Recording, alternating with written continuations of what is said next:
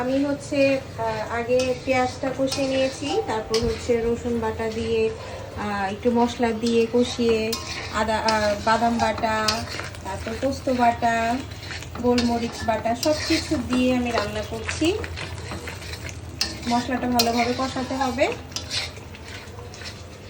পুরো ভিডিওটা আপনাদের জন্য আমি রেডি করব রেসিপি ভাবে, সবাই দেখতে পারবেন আমি কিভাবে আসলে রোস্ট রান্না করি। রোস্ট হচ্ছে আমি আমার মতো করে ঘরোয়াভাবেই রান্না করি, অনেকে অনেকভাবে রান্না করে, কিন্তু আমি আমার মতো করেই রান্না করি এবং আমার পরিবারের সবাই খুব ভালোবাসে খেতে। তো লেটস সি কি রান্না করছি, ফাইনাল লুকটা পরে দেখতে পারবেন। দিয়েছি, মশলাটা কষানো হয়ে গেছে, এরপরে আমি চিকেনটা দিয়ে দিলাম। চিকেনটা আমি কিছুক্ষণ ভালোভাবে ভেজে নেব। এখন এই যে ভেজে নিচ্ছি, কালারটা কিন্তু অলরেডি চলে এসেছে। আমার হচ্ছে একদম ঘরোয়া মশলা দিয়ে রান্না করা, আমি এখানে কোনো ধরনের কোনো এক্সট্রা মশলা বা স্পাইস অ্যাড করিনি। এটা হচ্ছে একদম নর্মাল ওয়েতে যেভাবে রান্না করা হয়, কিন্তু বিয়েবাড়ির স্টাইল থেকে খুব একটা খারাপ যে হয় তা না, এটা অনেক টেস্ট হয়। দেখেন কালারটা অলরেডি চলে এসেছে।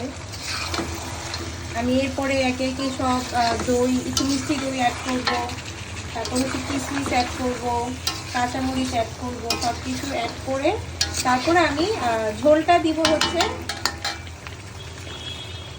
ঝোল।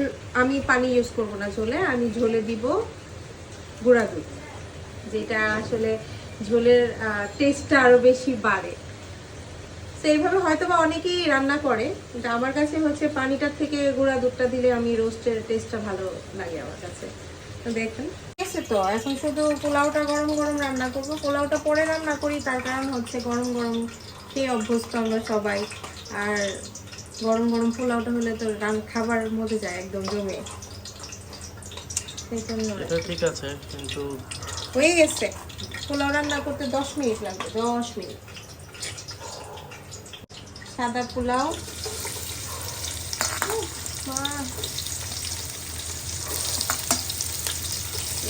দিলাম।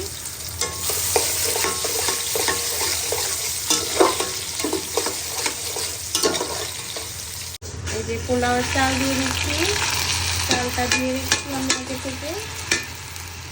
এখন এর মধ্যে দিয়ে দিব রসুন বাটা আর আদা বাটা।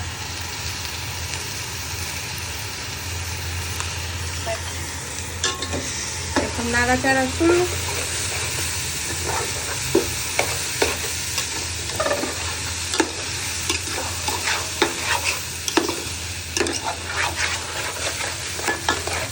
পোলাওর কিন্তু স্মেল বের হয়ে গেছে না, সুন্দর একটা স্মেল বের হয়ে গেছে। অনেক খিদা পেটে। এখন সব তো দিয়ে দিচ্ছি, এখন পানি দিয়ে দেবো, দিয়ে ফুটবে ঝরঝরা পোলাও, সাদা সাদা। খাবো না নাকি? খাবার দাবার বন্ধ করে দিই। তোমার খালি আজাইরা কথা। দেখো পোলাওটা সুন্দর হয়েছে কিনা। তুমি তো আজ এটা, তুমি যে গন্ধেই তো ঘরে থাকতে পারতেছি না, আবার খাবার দাও না আমাদের। হয়ে গেছে না আমি ঠিক।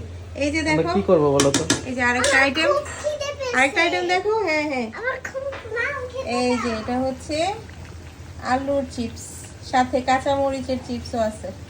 ওরে বাবা, কিন্তু খিদা লাগছে, এইভাবে এই যে আর কত শেষ, আটকে রাখো?